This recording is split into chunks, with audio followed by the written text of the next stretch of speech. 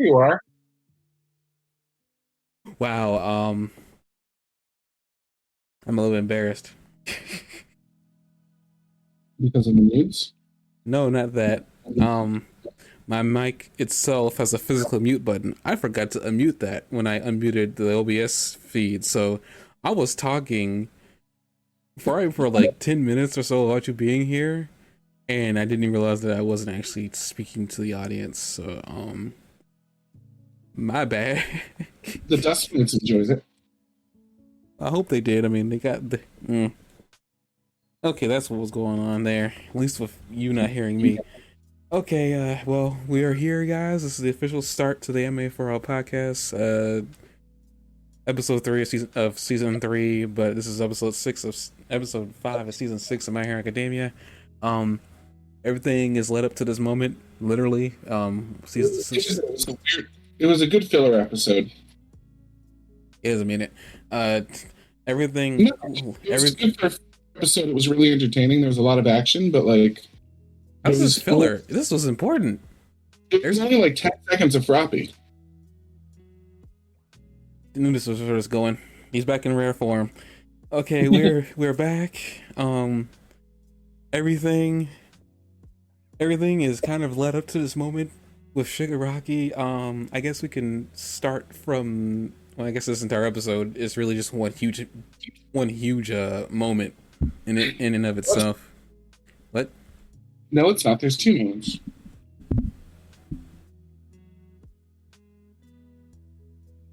You don't think so? I believe everything kind of was like a huge moment. Really, I mean, there's separate pieces. Like there's this cake, and there's like there's separate slices involving separate characters and stuff like that. But like, I feel like this entire thing was like one huge moment. Because I'm thinking about like the situation with Shigaraki and Midoriya both hearing the brothers of All for One and One for All.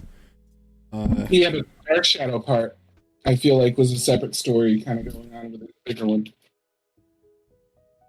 Yeah, I mean, I guess like I mean, I kind of consider all that as like everything was happening at once. Is like everything was happening so fast. Because realistically speaking, even though this is like a 30-minute video episode, everything was happening in real time for them, and it was probably all seconds that everything was happening. But I guess actually Okay. before we even dive into my Deku of Shigaraki, everything's happening down there with Gran Torino. I guess we can real quick, considering that like we only spent a little bit of time with Tsukiyomi and Hawks there, with Tsukiyomi saving Hawks. Really interesting point. I guess before I let you have the reins here, because I think you got like I guess a list of things you want to touch on. But No, no, I want to go with you with this. okay. Um, I have stuff to talk about, but I don't have like an organized list right now. I thought it was interesting that we go back to the whole situation where Hawk says that fire is a bad match for him. I didn't expect to find out that apparently Dobby burnt his back so badly. I'm guessing that Hawks won't be able to regenerate for a while. His wings are gone, so it's in the air whether or not he regenerates at all. I think he will be able to regenerate.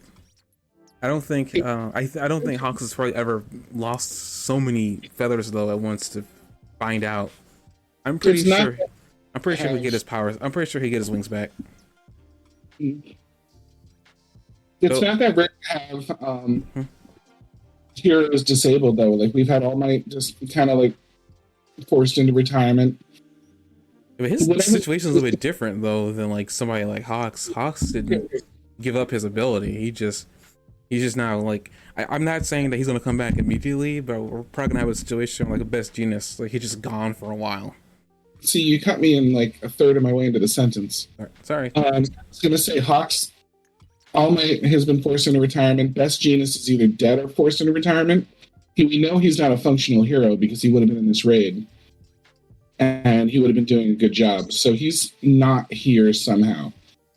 But it's not out of the question to see a character forced into retirement right now. So it could be that Hawks is forced into retirement because Best Genius is one of the top heroes. All Might was the top hero.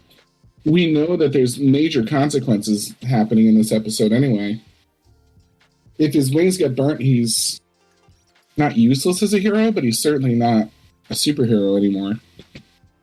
So it's possible that he doesn't have them healed. Like Midoriya's had permanent damage. We see that Endeavor's got a scar. Like people, people get scars and permanent damage in this show. So I wouldn't, I wouldn't say that Hawks is definitely okay or anything.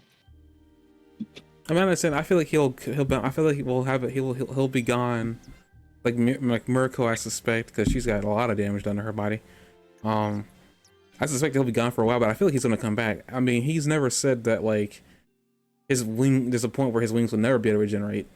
I mean, like before, he said his wings. Now, granted, those other times he still had like real like red little tufts on his back, but I don't think his wings are unable to grow back, because I mean, quirks don't manifest on you until you're 5. The feathers will grow back for sure if that was all that was gone. But like, is the bone structure really like it? I don't think there's any bones, because like I mean, like those feathers, there's no way bones could be in there if you're being honest, because like I mean, we've seen his wings without the feathers on it. Haven't we at least seen like nubs there before? No, those are just like the little red I mean, unless those like red tufts are bones, but I don't think they are. I mean, again, I mean, who I guess who really knows? I don't suspect he's out. Because, like, I mean, granted, we won't know any real damage until this is all done, what's really happened to everybody, but, I don't think he's out. I feel like he'll be out for a long time, is basically my prediction. He'll probably be out for, like, months to a year or two. He'll probably be somewhere else, because, like, he's already fulfilled his obligation to this whole cause at this point. He's led everybody to this exact moment. I suspect he'll just be, the government, whoever's taking care of him, put him to the side and let him heal. So here's the thing, like, once this is done, is there going to be anything left to heal? Like, is there going to be anything left to take care of him and let him heal? Is this beginning an era where, like, the heroes lose and the remaining ones are kind of like a rebel group now, instead of, like, leading the way? What do you mean? I don't think I understand what you mean. How many in the big attack that took 5 minutes of 5.5 minutes of the episode? How many pro heroes? We saw several pro heroes die in that, but if we think about it, there's a lot of pro heroes that just don't make sense to have been able to run away. Like, how did Cementos get away? We know he was on the front lines attacking the hospital. We know the hospital went under. We know that creating a wall, like a wall of ice, for example, is not enough to stop that, because we've seen it tear through 2 walls of ice. We've also seen it tear through cement. So Cementos wouldn't have been able to use his cement to stop it. So how did he get away?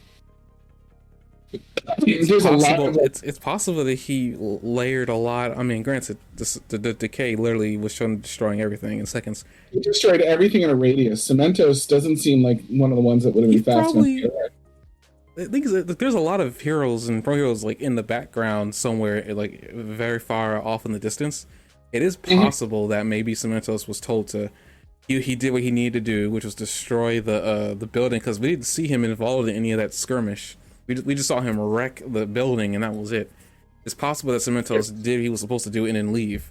Again, we won't really know anything until the end of this raid. But he was a hypothetical, but they had most of the pro heroes in the range of the disintegration.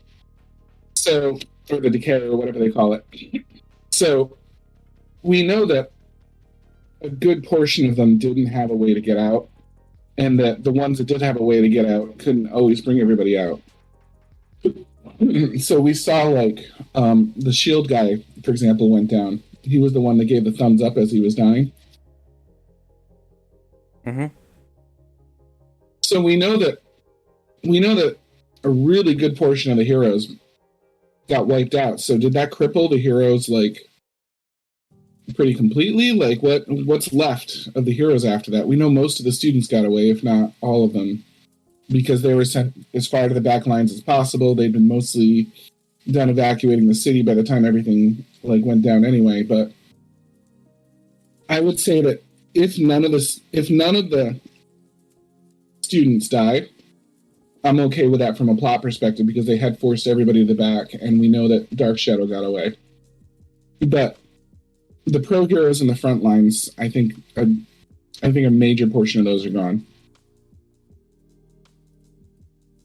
Well, I mean, I don't know, because like there was two groups, and I don't think the hospital was even anywhere near the radius, because they would have shown the building, because like the center of that disintegration was the hospital, for whatever reason, from what I remember, for whatever reason, the center of that explosion was the hospital. Okay, so like hypothetically, how would Mount Lady get away? It's not like someone can pick her up and carry her off. She was already like walking the other direction, I believe, before even Shigaraki did what he did. She was literally sitting on her butt and had almost knocked out Fat Gum. Yeah, but I'm pretty sure, didn't she get up? Because like I mean that also, I mean she landed like, well, not she didn't land on him, but she almost landed on Fat Gum, but Fat Gum ran away. Yeah, I could see Fat Gum getting away. I could even see Mount Lady being fast enough just because she's got giant legs. But they would have shown her getting decayed. They weren't afraid to show a lot of heroes getting decayed. And honestly, if I'm being honest, a lot of the heroes that got decayed anyway were not important. X We saw decayed were X list wasn't really all that important. He got killed. The only ones we saw decayed were a couple in the background in the city as the students ran away, and a few of them got decayed in the Endeavor like retreat scene from the Nomu attack. Again, but those weren't really important heroes. Like the ones that I guess that we have actual names that we've been with for a while got away. I mean, we don't, Jeremy. We don't know anything really about how many heroes were lost, for sure. And it doesn't make sense for all the heroes to have gotten away. I'm not saying all of them. I know we saw. I know we saw like the heroes. I'm pretty sure there's a lot of like no name or one note heroes that were in there that definitely died for sure because they weren't afraid to show a couple of them. I guess Crustless is kind of not no name, but at the same time, it's like he couldn't. There's no name, huh? There's kind of no name. I said I don't think he is kind of like Crust. I forgot his name. Yeah, I think it's Crust. You know, the shield ability. Yeah, he was showing that. I mean, I guess it's not really no name, but at the same time, he kind of is. He couldn't take out a Nomu regardless, and he pretty much saved. What was it that he? Oh yeah, he saved Racerhead when that Nomu was grabbing onto him as that Nomu was decaying. Mm-hmm. So he saved him there before he died. So he did like one good last heroic thing before he died. Hold on. I could figure out, I guess, what that range was, or at least where. Wiki doesn't even say anything. What was at the center?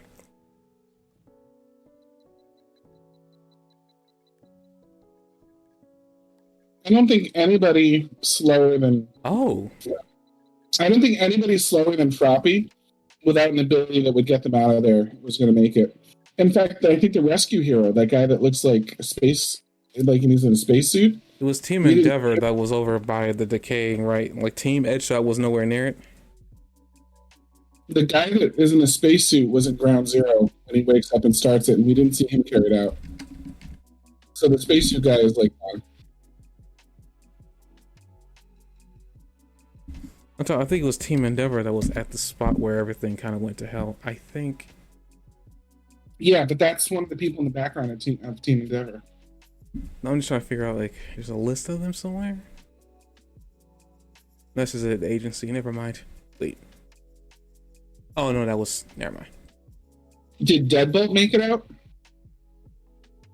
He could have. I know the giant lady dragon flew everybody out. Flew a few people out, but then we had the water like rescue hero, the one with the fire hydrants. We had Deadbolt. Deadbolt's not a no name. Endeavor. Okay. There's a few like no names on the dragon lady. The water guy. He's with her. I don't know who the heck is. Wait, is that? Oh, that must be Endeavor flying behind her. Deadbolt's on her. Deadbolt's on her back. I don't see Deadbolt in the file. Deadpool's on her back. It's at Sure. 16, 18. I see him, like his face. It's very weird. He's right there. You can see him. Yeah, it's weird because like a second before that, I saw the same shot and he was the one in the shot. That's weird. Another spot, I saw the guy flying out, and I didn't see. Let's just be honest, I didn't see a white guy there. I saw a white guy there, not Deadbolt. Oh, it looks like Gran Torino was actually on her back too, along with Mike, and then the it looks like it because I don't think Gran Torino can fly that fast, even with his face looking like that. Froppy could outrun. You see Froppy outrunning the decay later on, so it's possible Torino could do it. Even if it's slowed down as it spread out, I think it's possible.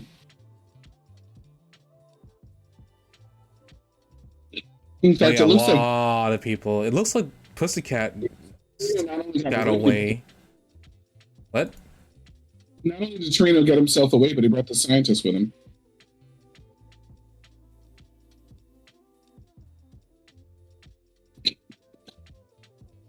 I don't know. I don't know if that decays as fast as it's being portrayed, but I mean, it looks pretty fast regardless. Why did you think? Oh, there's the shield hero move. Yeah, you're right. What? Wait, what they ask? I missed the part where I saw Shield give the Crest give the thumbs up, but I didn't see the part where he saved Eraserhead. So that was interesting. That it was like one of the bigger things. I mean, like Eraserhead was. I forgot who saved him beforehand when he was getting away. Somebody grabbed him, but because of the Nomu guy, like he was definitely going to get decayed the moment that the decay reached him. Eraserhead's a good example though. Like he didn't have the kind of quirk that would have gotten him out there, so he didn't make it. I mean, he's important though, so I'm pretty sure I know that's why they took priority over him, because if they lose him, they don't have a chance. Yeah, but the story is also telling you that Eraserhead wouldn't have made it without help.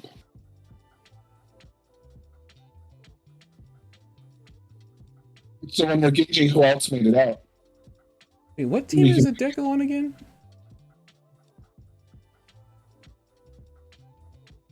I don't know. I forgot. I guess it's Endeavor, because Endeavor was over at the... Okay. When you see the decay scene too, you hardly see tons of heroes like flying out of the city or anything. Whenever they do a pan of the city, you don't see anybody flying out of it. Like in 1723, for example. Whenever they do the Google Earth view, you're not seeing anybody coming out of it.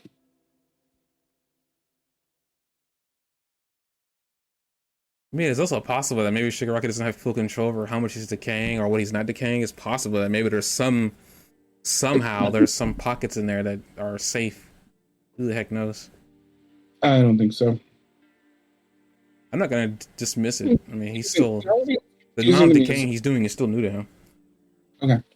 What? The only thing that I would say about that specifically is that it's interesting that he didn't decay Gigantomachina, who was right underneath him. I think the thing is, it doesn't look like. I think they were.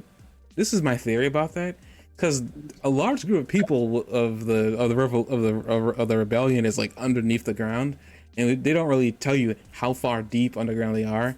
I'm pretty sure, and also Shigaraki did say, I guess we could talk about that now a little bit. Shigaraki, when he does come out after he decays everything, and I guess he's still decaying because there's a force field of decay just going all around him. He does say that, you know, when he got out, he was supposed to start immediately attacking. I'm pretty sure that might have just been him saying that he needs to wake up Gigantomachia. But I'm pretty sure that there's probably a radius that Shigaraki was probably told beforehand that he could like destroy, or maybe they're underneath so far that his decay just can't reach. Because I don't really know. It seems like it does make it go so far down on the earth too. What? It only went so high in the sky, so it would make sense if it only went so far down on the earth too. Well, my theory is that maybe it's possible that maybe they're just underneath so far that like once he did eradicate everything, it's just that okay, they're safe. They don't have to worry about getting killed. Or Gigantomachina is just so durable that he doesn't get hurt. But Gigantomachina also has that stupid recorder, and there seems to be concrete in the background and everything, so it's I It's don't hard think to he's do. immune to decay. I could be wrong though. He never decayed in the past. He fought him for like a month. But what I was saying is there's also concrete pillars in the background. Those aren't immune. So he's underground, so he would have been buried or whatever. So it's pretty reasonable to think that he's okay. Um, and it wasn't that he was targeted. But if that's the case, then it could be the whole chamber that he was in was safe too. We don't see it. But if the whole chamber's safe, then there's some big players still down in there that are going to be okay as well. And we know the scientists made it. I mean, the scientist was being hauled out with Mike and Gran Torino. Right, they saved him instead of somebody else. Hmm? They saved him instead of someone that deserved it, like Crust. But it's because they're heroes. I guess that's true. I guess also before we move on to full on talk about the stakes that are now being set with Shigaraki now being awake. Back to Tsukiyomi and Dabi. It's interesting that now we're starting to see more of Dabi. We're starting to see him talk more, and we're starting to see more characteristics specifically about him in Hawks. Even though Hawks is like down for the count, he is still analyzing. He's still analyzing Dabi just down to the smallest detail, and he's mentioning that like Dabi is talking a lot. He's more concentrated on talking to him versus trying to kill him, which is, I thought was intriguing. What? He's still teaching and being a mentor as well, which is interesting. Even though he didn't want to be one, kind of funny. I guess he's glad he trained Tsukiyomi. But he did. Right? Even right there, like, think about it, dude. Like this guy's talking a lot. Why is he doing that? Why is he just going for what he wants?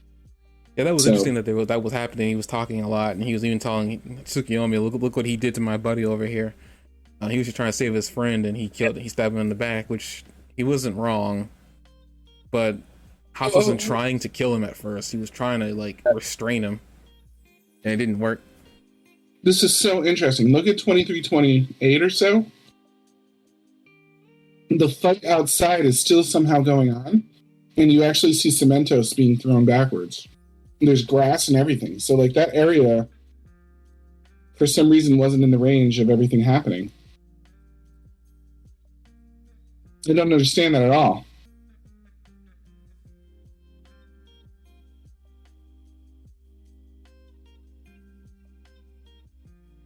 I'm wrong. Was that a completely different location, not the hospital? Am I just really wrong? Yeah, there's two locations. That's the reason why there was two teams. Endeavor was supposed to go take the hospital, but Team Headshot was supposed to go to the actually that is where Gigantomachia is. He's over there where Headshot is supposed to be. Mm-hmm. So it's possible that maybe they chose a location pretty far out, and because they knew that they knew when Shigaraki woke up he was going to destroy everything. So it's possible that they chose such a far location that everybody is over there right now, which is why I was thinking I don't think there's half the heroes that we saw didn't go all the way to to the hospital. In fact, I think only the heroes that were even the students, all the heroes that were able to be mobile, they were capable of agility and getting out really quick, were sent over to with Endeavor because they knew how to search and rescue. But like the heroes that were more utilitarian and had specific purposes, like Charge Bolt, for instance, were sent over with Edshot to perform their duties. Like, I mean, and Tsukiyomi was one of them. He was over there and he rescued Tsukiyomi rescued Hawk from Dabi over there, because Dabi was over there. That building is fine, and that's where Cementos destroyed everything. That's what I was trying to figure out, because I was like, I understand that they were heroes that died, but the large group that we saw at the very beginning of this season was split. They were half and half. So yes, the heroes over with Endeavor, yes, they're all boned, because a lot of those heroes that we saw were just like no names or people who we didn't care much about. A few of them that we didn't know much about, like Mirko, for instance, kind of broke out, and they're kind of still around because Endeavor saved her. So it was like, you know, a couple of the heroes that, you know, didn't know much about or still are kicking, I guess, I suppose. Kind of. I know a lot of the heroes, I saw like a lot of the destruction, a lot of heroes were just like decimated. I don't think I saw Yeah. a villain. I don't think I even saw I don't think I saw a named villain get decimated, but I know a lot of the heroes like because of how fast. That's why I'm kind of confused about the the speed. I feel like there's some situations where it was like really fast, but then other situations where it was slow. So I'm guessing maybe it was faster at the center, but then as it got wider, I guess it was physics, it just started slowing itself. Yeah. So it's possible that maybe there is definitely a limit to how much he can decay, even with his limitless decay. But I guess limitless quote unquote decay radius. It will eventually stop, and I suspect it's going to stop way before it gets to their hideout. Because it is really weird that Shigaraki was being in a think tank several miles away from, you know, their headquarters were. But even with that, it's weird that like that his crew's underneath the ground, so it kind of really weird, makes you think, why are they underground to begin with? But they did Shigaraki like show up there and they were shot? No, that was Gagashimaki moving. That's what shocked them. Never mind. I thought this is what I understood incorrectly. I thought the teams were broken up like this. I thought one team was sent into the city to evacuate it, which was mostly students.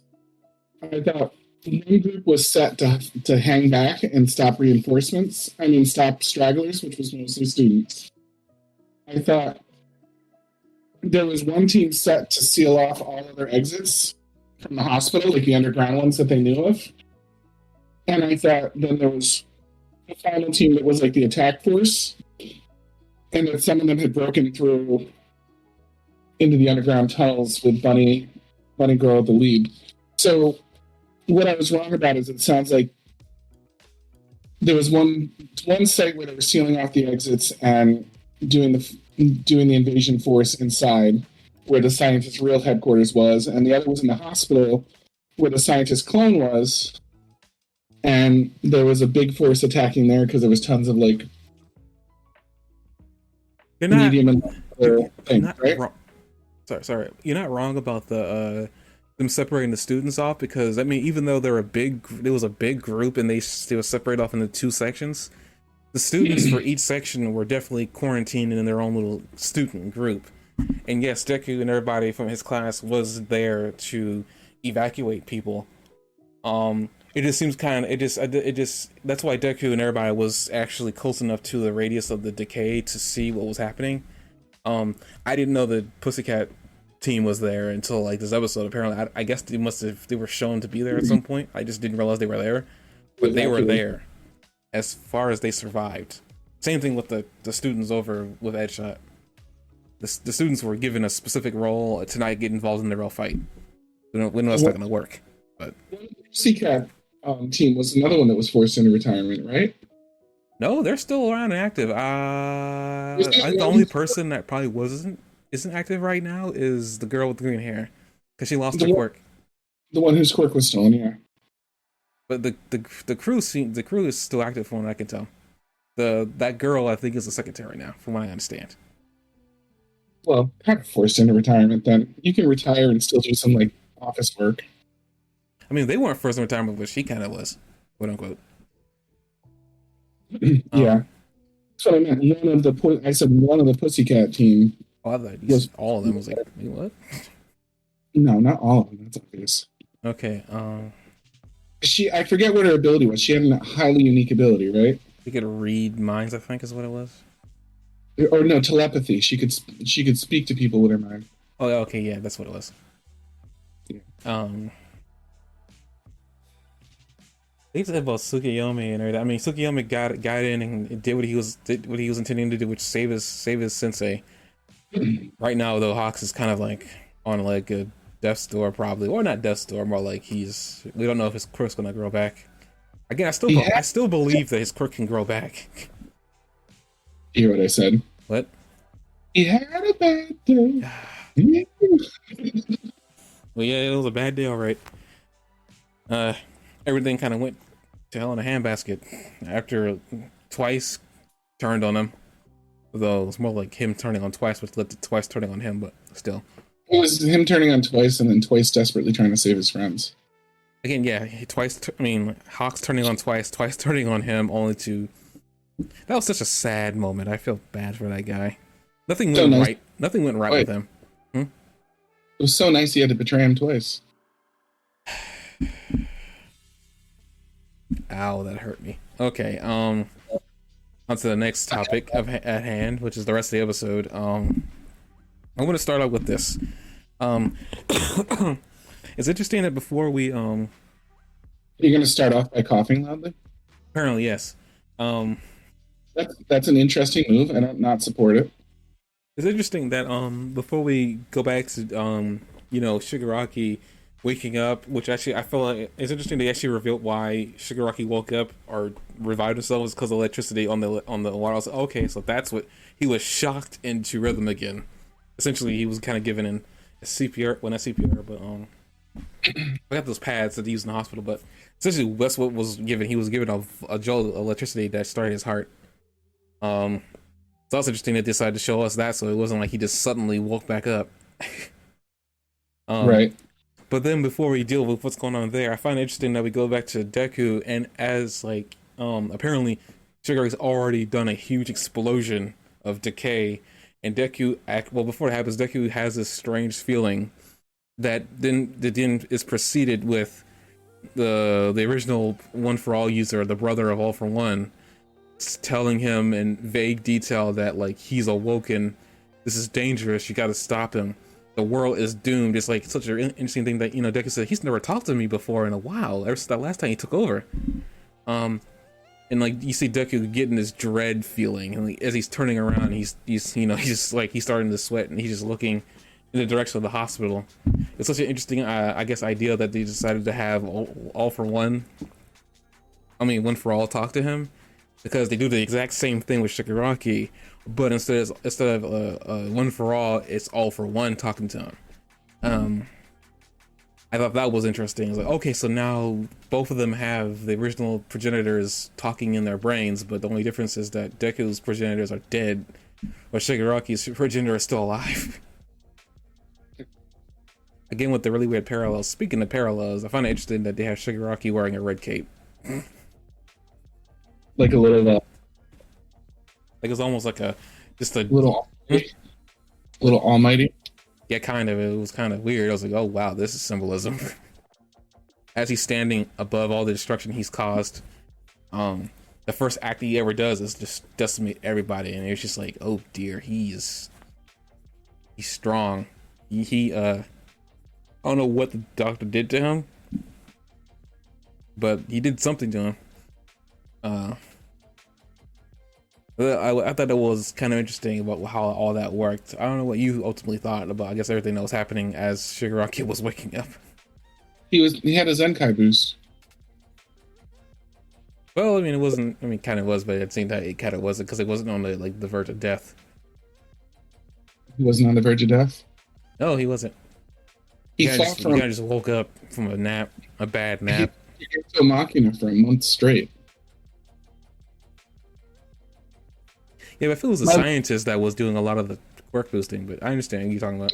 In labor for 36 hours and she still talks about it. I can only imagine what a month is like. Wait, what? My wife was in labor for 36 hours straight when she was pregnant, and like she still talks about it. So I can only imagine what like this is like for him.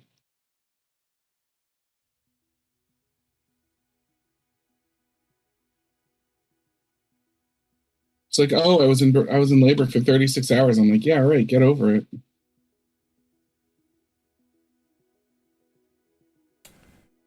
I am so shocked right now. I don't know what to say. I am legitimately stunned. I'm just saying, if she can talk about labor for 36 hours, I feel like he was probably down for the count a little bit, fighting that guy for a month straight. It's got to be comparable on some level.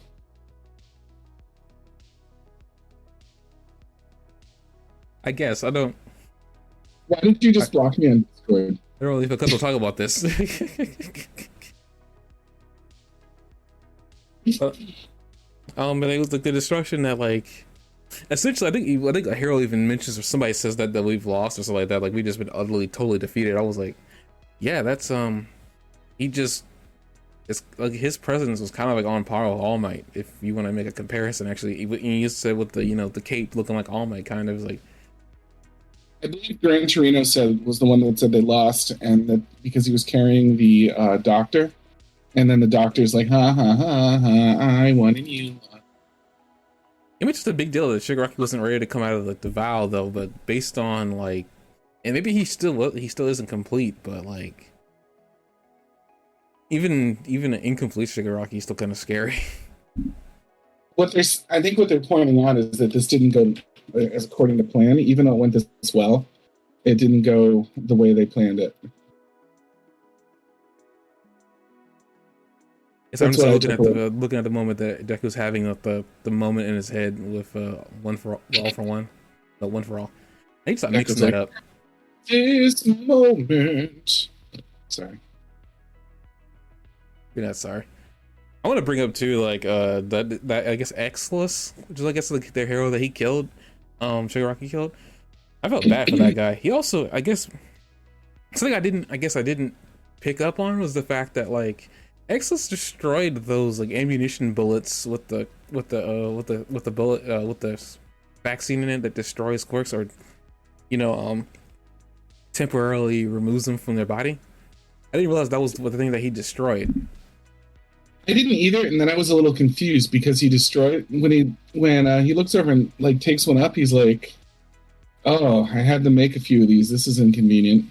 And then he's like, "That made Compressor Man's ability go away for a little while." And I was like, "Okay, so that sounds like it's not that big of a deal."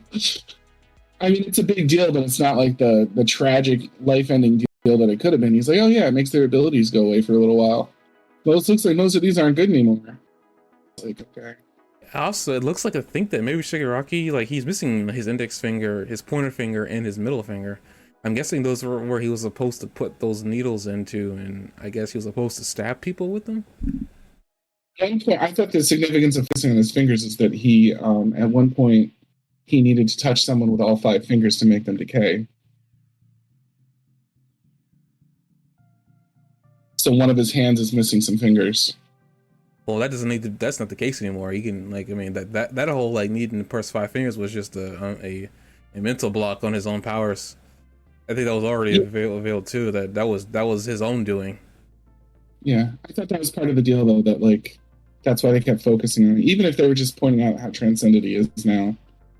I thought that's why they kept doing it, just to show like his war wounds and what he's been through and everything else, because they are pretty responsible about making him an anti-hero. I guess speaking of like transcendency and stuff like that, do you think it's kind of weird that from the very beginning of this series, like Shigaraki's hair wasn't pure white? It was like gray, kind of, wasn't it? And as he's been going through these like moments in his life, his hair has kind of been changing color to the point where it's at right now, where it's just pure white, like he's just pure evil now. Because even in like the last episode where when Shigaraki was knocked out of the vow and we saw him in his own world and him walking away from his parents and then begging him to, I forgot to bring this up when we were talking about last time, but it's kind of interesting that like more than anything at one point. Hmm? It was like bluish at one point. Like as a kid it was like black or something like that, but then because of all the things he's gone through, it turned gray, and then now it's just like it's literally just white now. Time signature 2030, you can see a really good shot that his hair is clearly light blue.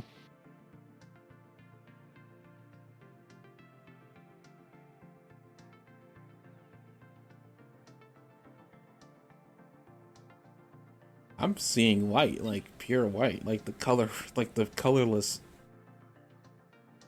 Here, I'll try to get you. I'll get you a screenshot. Oh, I can't because of Crunchyroll. You're gonna have to take my word for it then. At 20:30 that's my Crunchyroll timestamp is 20 minutes and 30 seconds. They're doing a flashback, and he definitely. that was before though. I mean, like I said, what I was pointing out was that his hair has been changing color throughout the course That's what of I was supporting what you were saying, Jeremy. I was saying yes, and also I noticed that in this very episode they show a flashback where his hair is almost blue. Is what I'm saying. I'm agreeing with you. Okay, no, I think I don't know. I feel like when you're talking into your mic, it's cutting off every other word. I'm trying to piece together some of them to, piece together. I'm just getting quite. I think I'm getting half your messages sometimes. It might be your internet because I'm using the same setup with no background noise that I usually use. If I had an air conditioner on or something like that, I would believe it, but I don't. I'm not No, I feel like downloading there's any. like some. I mean, most mics, and this is something I do know. Like most mics have some type of like setting where it's like, if you're like talking loud enough, or it thinks you're talking really loud, it will like either shut itself up for a few seconds. I'm not sure what kind of mic you have. I'm not saying it's totally you, but my internet seems to be Hang on. holding. My Are you internet's saying good. My internet's really good right now, so I don't know what's really happening there. Are you saying maybe I'm talking too loud? I mean, you sound perfectly fine to me. You don't sound loud at all. I don't know what's going on with your mic in particular. Maybe it's Discord too. I mean, Discord has settings for like if you get this loud, it does something to your mic. I had to either turn that off or something. I don't But know because well, hmm? it's the same microphone I use for my client calls and stuff. I don't know. My internet seems to be fine. I'm not like losing. I'm not losing any frames. I'm not dropping anything. It's been pure green this entire time. Sure. But I will do yeah, my I thought you best. meant his hair was blue right this exact moment. I was like, no, it's not. It's pure white. I was like, oh, that's right. His hair was blue at one point. I completely forgot about that. No, I was just pointing out that at 20 minutes and 30 seconds, they do a flashback where his hair is blue. Did his hair get longer too? Or was that just my imagination? I don't know. I'm looking to see. No, if anything, it got shorter.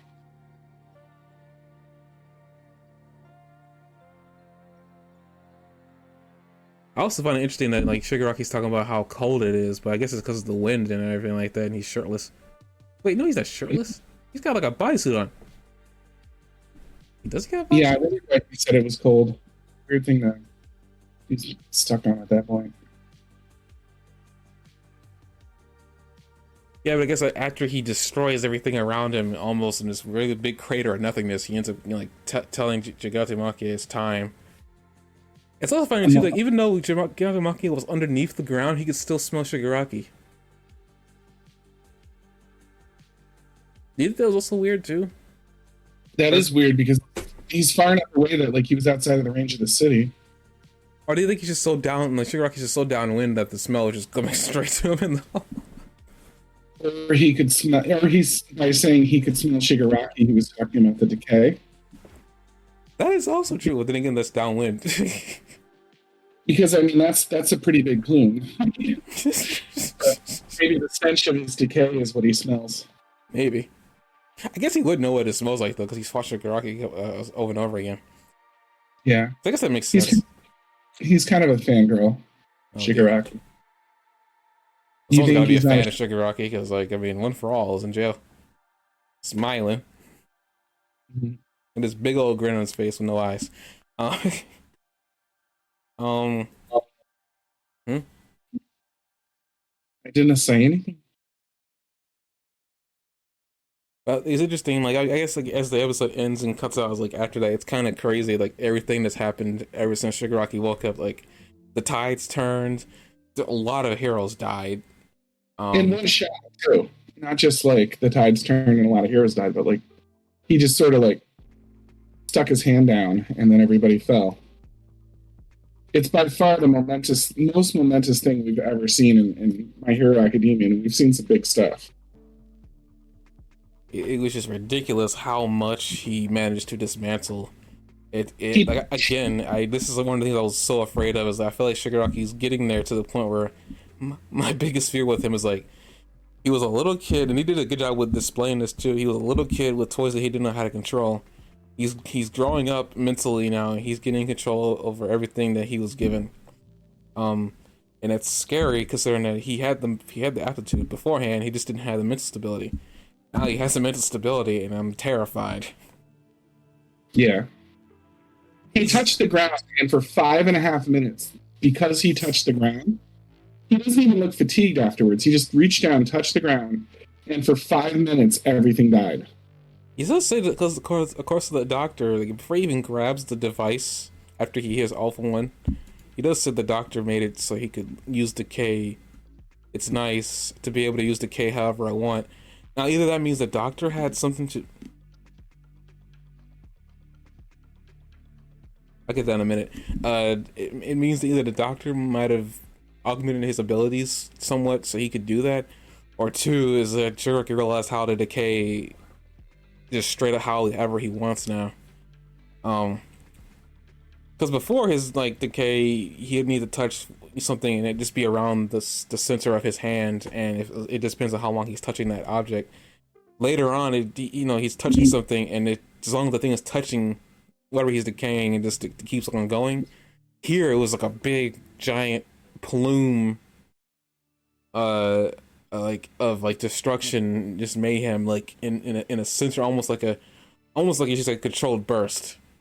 Like it literally, you could honestly, I guess, confirm, not confirm, but you can almost compare it to a key blast or a spirit bomb or something on that level. Like it's almost like they even called Shigaraki plus Ultra kind of, but I don't know what he'd probably say something else, plus negative or something like that. But like his as you said before, he's taking leaps and bounds in power, and it's taken now to even really see it.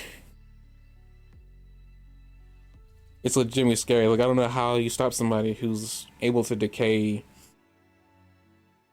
5 feet away from you. Like, he can literally get to you no matter where you are.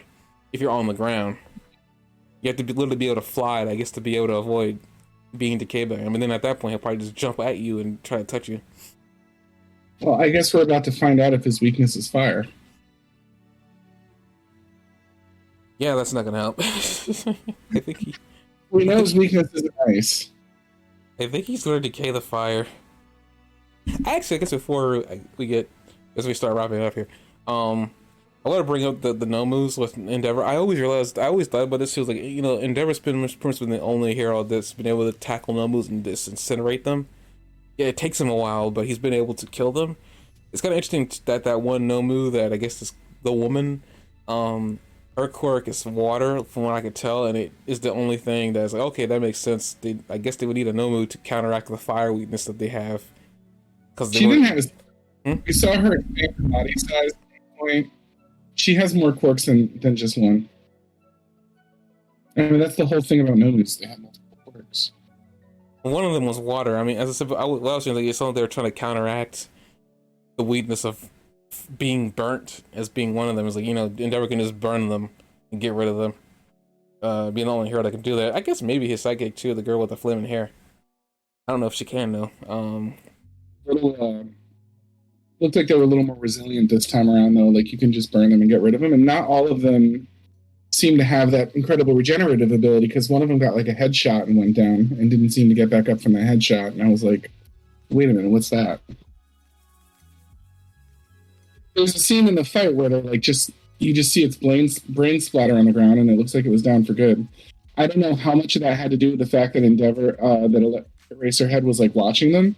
Maybe neutralizing their ability, because we know that he was looking at him the whole time. So they were fighting in that scene where they were so powerful, they were fighting without their quirks. Well, I mean, most of them just have muscle fibers. I believe that, at least the doctor's been augmenting them anyway. So, I mean, their physical ability would just, I guess, still be enough to take down a hero, even without their ability backing them up. You mean they come with their own personal gun show? Is that what you're trying to say? I guess now that somebody is actually in the chat here and he's been asking this question to me as if I knew this answer, I guess I'm going to ask you directly. This is coming from XLG. He's not saying this right now, but he's asked this to me before on several occasions. I think he told me this before, and I don't really know. Do you have French in your family? Are you like part French? He's been asking this to me, and I've been unable to give him a straight answer. The most epic quality episode of My Hero Academia Eve ever, and you're gonna go with, "Are you French?" That is a question that he's asked me directly. Okay, I've been telling him to ask you, but he hasn't done so for reasons unknown to me. He'll ask me all kinds of questions, but he won't ask you anything. So, How do we end it off on this? Just a lesson of a senior jock. my mom had me when she was 18. And so she never married my dad. Which is great for me because my dad's name is literally Mike Dick. And I kid you not. I will prove it to you offline if you want. So he never married my mom. And so when she had me, she had my grandfather's last name, which was Bouchard. My grandfather is part French. He's actually part French Canadian. When you know where in Canada he was from? No, but I've told you in the past that one of my ancestors is a French pirate, right? That's yeah, probably... I remember that. I remember him asking me this: "Are you French or do you have French in your family?" I was like, "Okay, Excellency." As you continue your story, you got to get confirmation. There is some French in his family. My French ancestor was a corsair, so he's at least that much French. That's probably my French Canadian ancestor. I just can't tell you for sure. But I am mostly, because of my biological father being full German, I am mostly German, but I'm also Dutch, French, English, Irish, Scottish, and a little tiny bit of Iroquois from my French Canadian roots. So I'm a lot of stuff. But French isn't you. Okay. I think he left, but I'll let him know that apparently, yes, you do have some French in your family. It's probably not a prominent part of you, but you know, you do have some French in you. Yeah, I have some French in me, but mostly my grandmother just liked the name. My grandmother's a little strange. The first thing she yelled when I was born is, "It's a little red-headed girl." Wait, what? It's the first thing she said when I was born. So if you wanted like a temperature check on my family, there's your temperature check. You really only asked it because of your first name being Jock, and his name is, well, never mind. You didn't hear that. I didn't mean to. Oh boy, we need to end this now. Quick, get us out of here, Jock. Not super private, except for the fact that the people that heard the pregnancy joke earlier are probably coming after me right now. They want me dead. Let's face it. There's at least 6 people that listen to your podcast out of the 9 people that listen to it that want me dead. Well, you completely caught me off guard. I wasn't prepared to answer that. I didn't have an answer, and I just dropped the ball there. I didn't have anything to say. You literally caught me off guard. That was the first thing I think you ever said that literally I had no response to. Congratulations.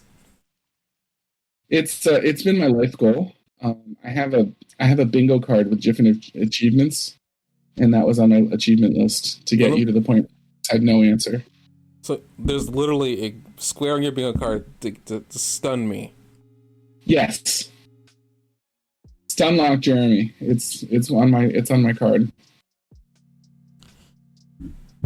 Well, I'm glad I was able to help you with that question mark. I'm even more confused. I'm ambitious. I wanted to stunlock. It was very difficult. I've been working on it. I've been taking. That's actually the reason that my notes document started. I was like, I've got to find things that will stunlock. I wouldn't put it past you. I guess with that, we're now diving into insanity. We're like an hour or so odd in. Is there anything else you wanted to say about the episode while we're still here, or about the episode? Yeah. Specifically, the episode. This episode that we're reviewing, the My Hero Academia. Yes. Anything you want to say? Anything you want to say? I guess in general about My Hero before we close out here. I guess it's a better question to ask. No. Okay. Let's see here. Tell everybody who listens to your podcast to add their statement to robots.txt, and we'll call it even. Repeat that again. Sorry, you kind of cut out mid sentence there. Please. Add your sitemap to your robots.txt file, please. That's my only request of your audience. At your site to their robot.txt? I want your audience to add their sitemap, their website sitemap, to the robots.txt file. That's my only request for your audience. Okay, you heard it here first. Yeah. I guess do that, and I guess he'll be happy. I have no idea. This. You I'm looking on Twitter. Huh? I'm looking on Twitter now at the trending topics while we're talking. When you hear the Twitter trending topic of red wave coming, I've never seen that. I haven't really been watching the Twitter trends recently. do you think that Republicans winning, or do you think about something else when you hear the term red wave coming? I have to go with the color red and tidal wave. That's what I'm thinking. A red tidal. So you don't think about like periods. You think about tidal waves. No, okay. I never. Why? You know what? I think that's a sign to end this podcast before we get more trouble. That's right. These people have my name now, and I know my father's name, so I'm in trouble. Okay, with that, we're gonna end it here. We talked about, I guess, as much as we could. What? Like Kool-Aid Man kind of red wave, or what? No, I just think of red water. I don't think I've ever connected to anything. Can I get an oh yeah, like Kool-Aid Man style from you? Would you do that for me? It's like number 3 on my bingo card. How about no? And we say we did. What if we don't? What if we do it and say we didn't? That's not how that works. Why not? It sounds better to me that way. Yeah, you just want to hear the Kool-Aid Man on your side of the computer. That's all you want from me. The kids who watch our podcast want you to make the Kool-Aid Man noise. There is no record of this anywhere on the internet. Game Hunter, please, for the children. Could you do it for the children, please, Game Hunter? I'm tired of doing things for the children. I want to do something for myself once, dang it. That's probably got a target on my back. Okay, we're gonna end it here, folks. Next episode, reviewing is the next episode. I don't think there's a break at all. I don't think there'll be a break for this show until like maybe Thanksgiving. I don't know. This is probably one of my 2 favorite episodes in the series so far. So I'm really excited to see the next one. Hey, we'll see. So next episode, I believe will be coming out, the 5th, and we'll be back here on Monday, September the 7th. Which I guess before we do go here, anybody's watching this before the events of September. Not September 7th, November 7th, before the events of November 8th. Okay, I want to say this, but like, if you want to vote, make sure that it's your opinion and nobody else's that you put on the ballot. And that's all I will say on that on that topic. As I go away, I guess I'll do this one last thing for Jock's bingo. Being said, if you vote red wave, you're basically just a woman on her period. As we end here, I'm gonna give Jock what he wanted for his bingo card. Apparently, oh yeah.